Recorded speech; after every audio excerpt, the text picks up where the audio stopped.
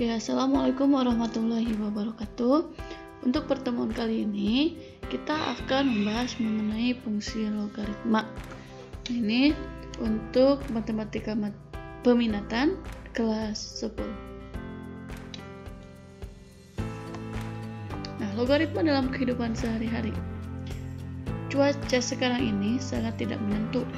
Saat musim hujan, seringkali kita mendapati terjadinya petir yang kemudian disertai kilatan cahaya yang menggelegar.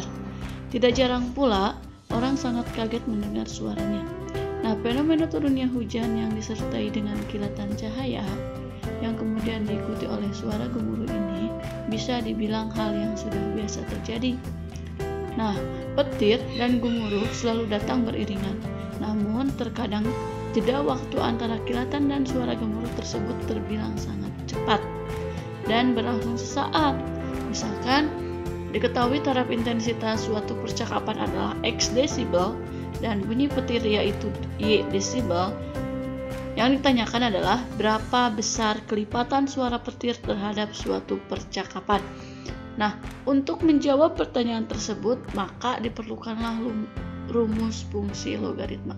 Jadi, fungsi logaritma itu jika diterapkan pada kehidupan sehari-hari, maka bisa untuk mencari besarnya kelipatan suara petir terhadap suatu percakapan.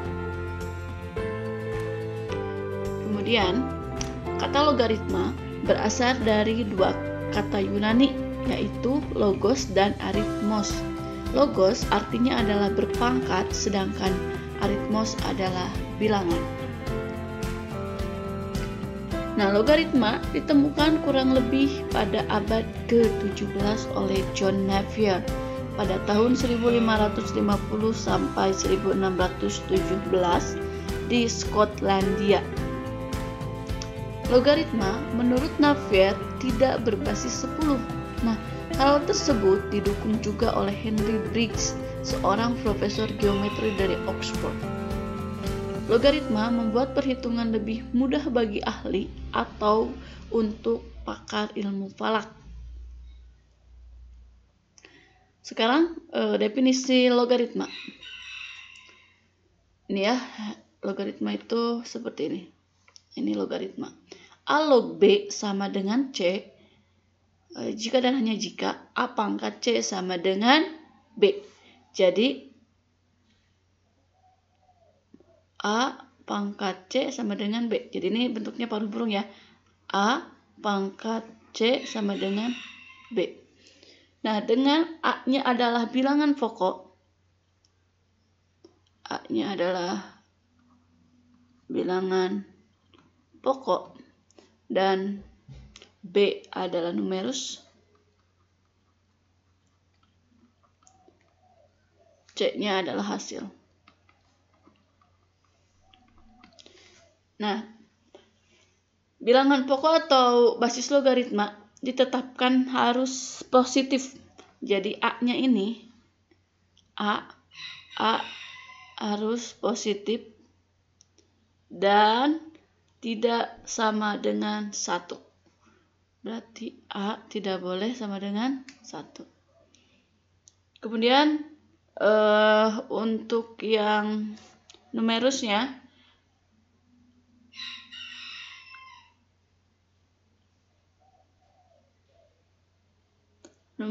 itu harus bernilai positif juga ya. Numerus juga harus positif, berarti B-nya harus positif.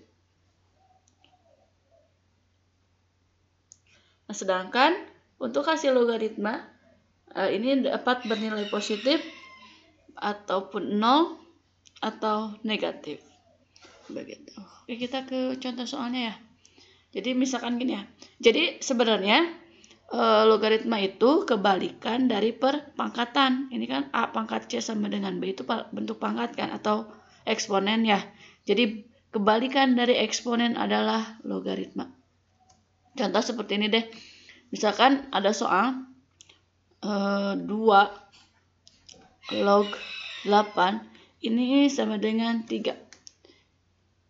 Kenapa bisa 3? Oke, kita lihat. Tadi apa? Caranya seperti ini ya. paruh burung. Mana paruh burung? Ini ke sini. Terus gitu dah.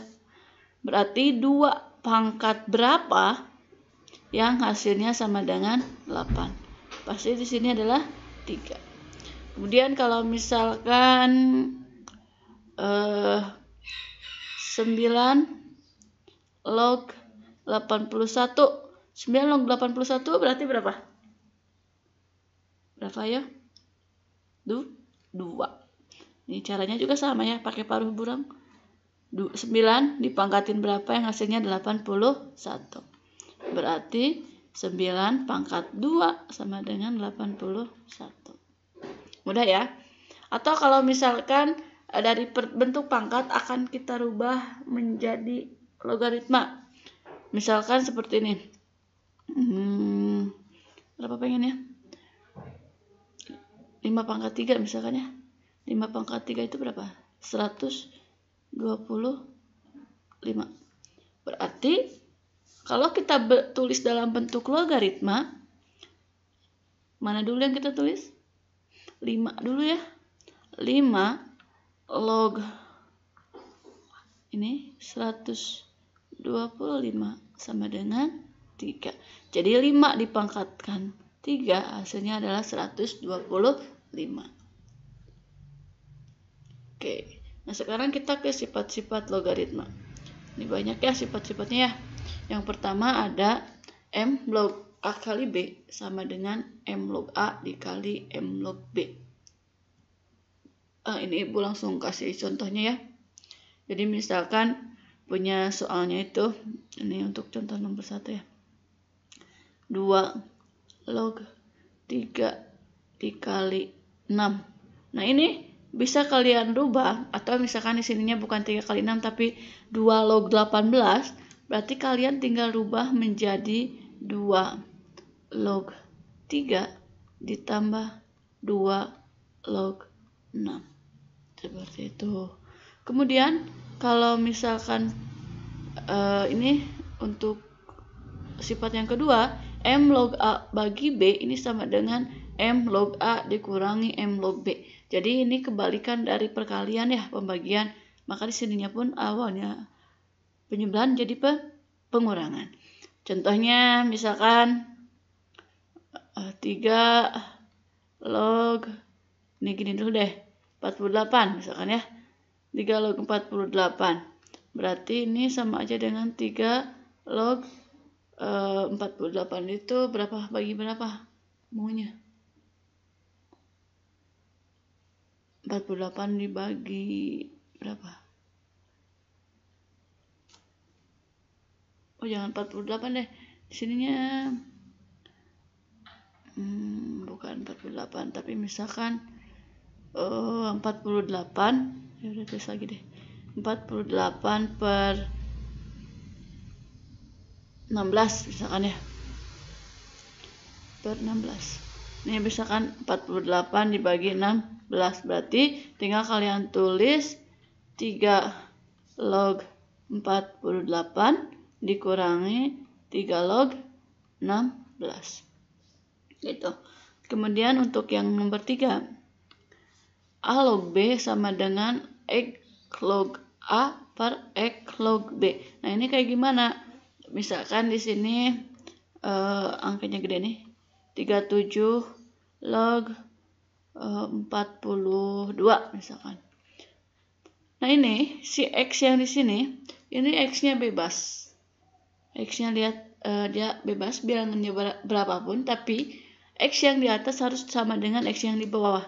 Misalkan kalau kita ambil di sini angka 3, berarti yang bawah pun harus 3. Jadi jawabannya adalah 3 log 42 per 3 log 37. Nanti ini bisa pakai sifat yang mana lagi? Misalkan yang 3 log 42 bisa masuk ke penjumlahan atau bisa jadi masuk ke yang pengurangan. Nah, ini tinggal nanti dijabarkan lagi. Oke. Untuk yang ini yang bawahnya, ini masih bentuknya sama kayak gini. Jadi kalau misalkan kita punya 37 log 42, ini bisa jadi bentuk 1/1 1 per, tapi posisinya ditukar, 42-nya di atas, nah ini nih log, ini 37-nya, jadi gini, boleh kayak gitu juga. Kemudian untuk yang keempat, sifat keempat nih, mana?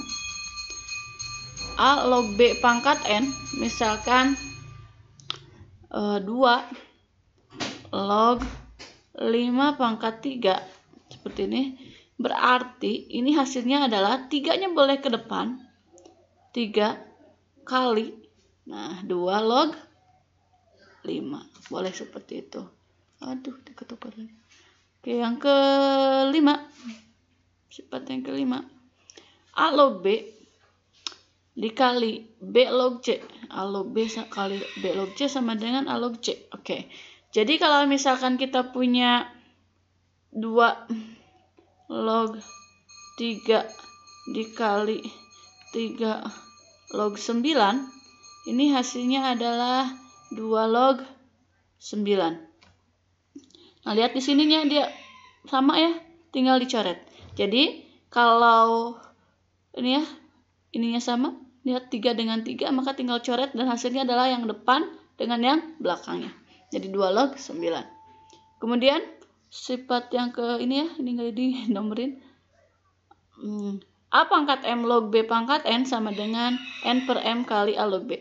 Jadi misalkan, nah ini hampir sama dengan yang nomor 4, tapi kita tinggal di sininya pakai pangkat lagi ya. Oke. Misalkan 2 pangkat 4 log 5 pangkat 3. Nah, ini pangkatnya boleh kalian jadikan bentuk pecahan. Ini jadi ke depan ya, pindah. Tapi 3 tetap di atas, 4-nya di bawah. Nah, gitu. Kali 2 log 5.